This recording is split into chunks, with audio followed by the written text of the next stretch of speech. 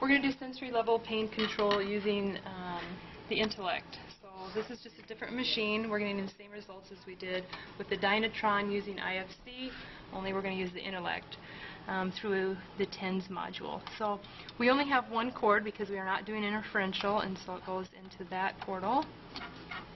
Alright, the on button is in the back of the machine. There. And right now we're going to treat the upper trap. So place our electrodes on.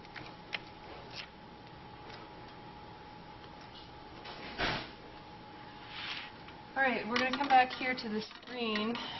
We're going to do electrotherapy. So you push the button beside that. We're going to do, for TENS unit, on this machine, it's symmetrical biphasic.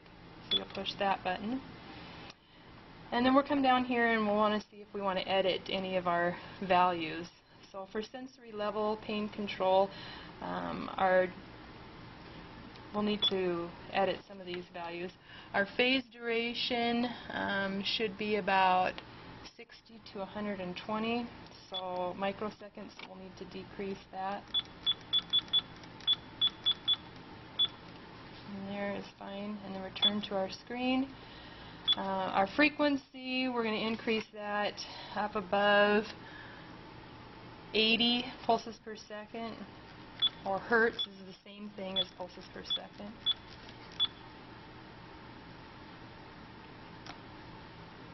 So, just so it's above 80. And then we'll return to there. All of the other stuff is preset in the way that we'll want it, so we can just leave that alone. We're going to go back, make sure our electrodes are where we want them, and then check that we're on channel 1 setup, and that's the little symbol that we should see here tells us that we're on symmetrical biphasic.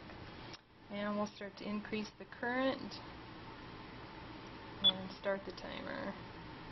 Let us know when you feel the tingling sensation.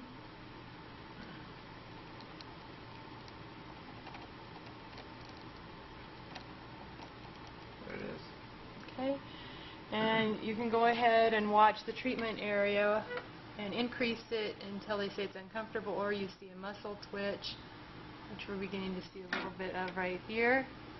And then we'll decrease it because we don't want to see a muscle twitch on sensory level pain control.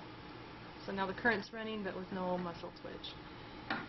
When the timer completes, then we just push stop, or it'll automatically shut off, and then we can take the electrodes off. Now we can use the same setup for motor level pain control.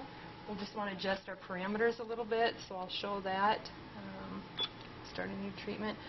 So our parameters for motor level pain control, again, the two that we're going to mostly address are the phase duration and the frequency, which is right below it. So our phase duration is going to go up to at least 150.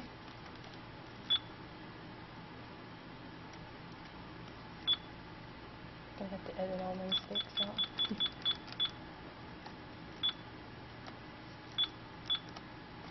And then our frequency is going to go way down. We want to be below 10.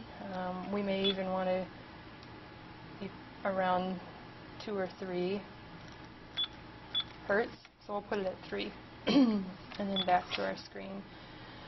So for this one, what we're going to want is a motor response. So again, we'll watch the treatment area. We're going to increase the intensity, and we should get to a motor response more quickly than we did with the sensory.